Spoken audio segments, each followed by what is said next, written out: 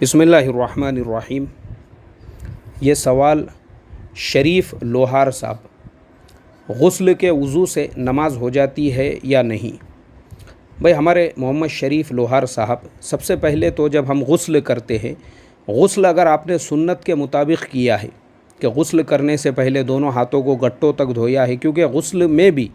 غسل سے پہلے وضو کرنا یہ سنت ہے، تو غسل جب بھی آپ کریں گے اس سے پہلے وضو کرنا چاہیے، دونوں ہاتھ گٹوں تک اچھی طرح دھوئے، ناک میں پانی ڈالے، کلی کرے، اور پھر اس کے بعد میں آپ جو ہے وضو کرتے ہیں اور پورے بدن پر پانی بہاتے ہیں، غسل آپ کر لیتے ہیں، تو آپ کا ایسا کیا ہوا جو غسل ہے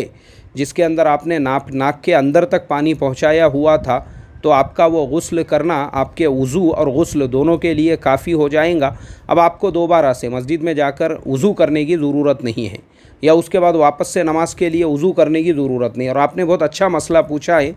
کیونکہ اس چیز کا مجھے بھی تجربہ ہوا۔ میں نے پچھلے سال ہی یہ چیز پر غور کیا کہ مسجد میں بہت سارے لوگ جو گھر سے غسل کر کے آ رہے ہیں، وہ پھر مسجد کے وضو خانے میں ایک دم سے رش کیے ہوئے ہوتے ہیں کہ بھائی ہم کو وضو کے لیے۔ ارے بھائی، آپ جب گھر سے غسل کر کے آ رہے ہیں، اچھے کپڑے پہن کر آ رہے ہیں، خوشبو لگا کے آ رہے ہیں، آپ نے غسل کیا ہے، اس کے بعد آپ نے پیشاب پاخانہ کچھ بھی نہیں کیا، آپ کا وضو نہیں ٹوٹا ہے، تو پھر آپ کو مسجد میں آ کے وضو کرنے کی ضرورت ہی نہیں ہے۔ آپ کا وہ غسل کیا ہوا اور غسل کے اندر جو کیا ہوا آپ کے لیے کافی ہے۔ تو اس کے لیے بالکل آپ نے بہت صحیح وقت پر صحیح سوال پوچھا ہے۔ سب لوگوں کو یہ مسئلہ معلوم ہونا چاہیے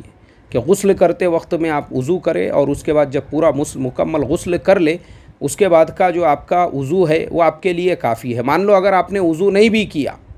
اور آپ کے دل میں اگر آپ نے یہ نیت کر لی ہے کہ میں پاک ہونے کے لیے غسل کرتا ہوں، اور اس کے اندر آپ کے وضو کے بھی اعضاء دھوئے جاتے ہیں، تو بھی آپ کے لیے وہ وضو کے لیے کافی ہے۔ اللہ ہم تمام کو عمل کی توفیق عطا فرمائے۔ السلام علیکم ورحمۃ اللہ وبرکاتہ۔